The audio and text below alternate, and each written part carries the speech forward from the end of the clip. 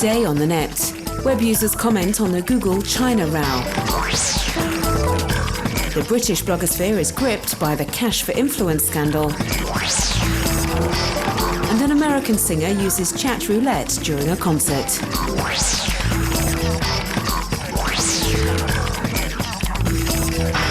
Google has once again defied the Chinese government. Rather than pulling out of mainland China, the web giant announced it has stopped censoring its Chinese language search engine, Google.cn. Visitors are automatically redirected to its Hong Kong platform.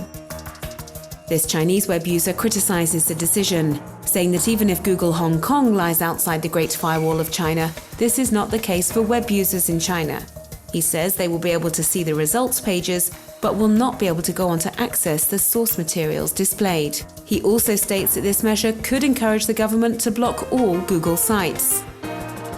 The Mountain View-based company says on its blog that it understands Beijing could decide to block their services at any moment, so it has created a page, updated on a daily basis, showing which Google sites are accessible in China. Many Chinese are convinced the site will be blocked for good, and as we see in these images currently circulating on Twitter, they have visited the American company's Chinese headquarters in Beijing to leave flowers or chocolates.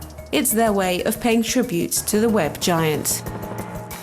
But many are unsure of the facts and are asking for more clarity. 20 or so Chinese web users, including the cyber activist Isaac Mao, have posted an online open letter. This open source document, which can be modified by users, is appealing to Google and the government for more transparency towards web users.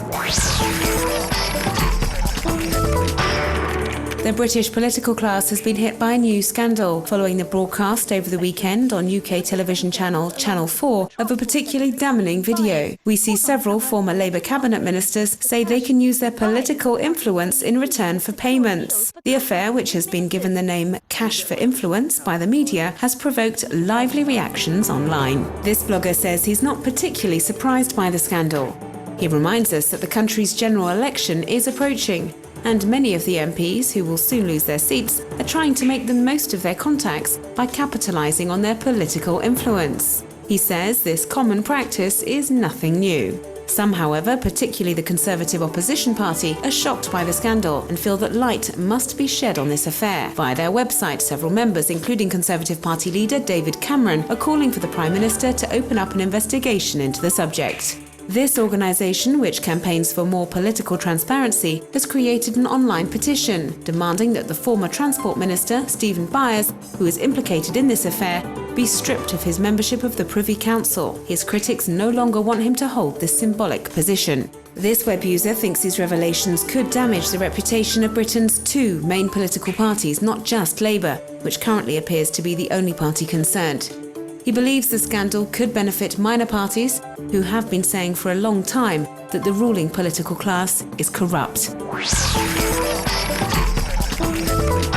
The illustrator Thomas Cadden decided to launch a digital soap opera called The Other People. It's a sort of online comic book. Cadden is in charge of the scenario. It's the story of Mathilde, a 22-year-old student who's going to indirectly win the lottery. But Cadden has asked 20 or so artists to take it in turns to draw the comic strip. Every day, the style, colours, decors and the characters' faces change, but their personalities and their relationships stay the same. The subscription fee is €2.79 per month.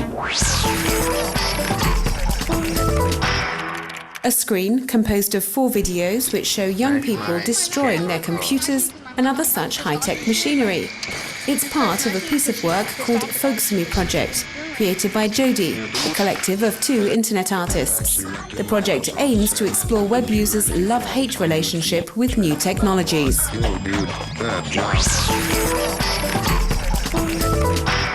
Inspired by the video of a web user improvising songs at his piano for the different people he was talking to on the now famous site chatroulette, the American singer Ben Folds from the group Ben Folds 5 decided to compose songs for web users during his live concert. The 2,000 people at the concert thought this was a great idea, as did the chatroulette users who were lucky enough to benefit from a virtually private show. It's bigger than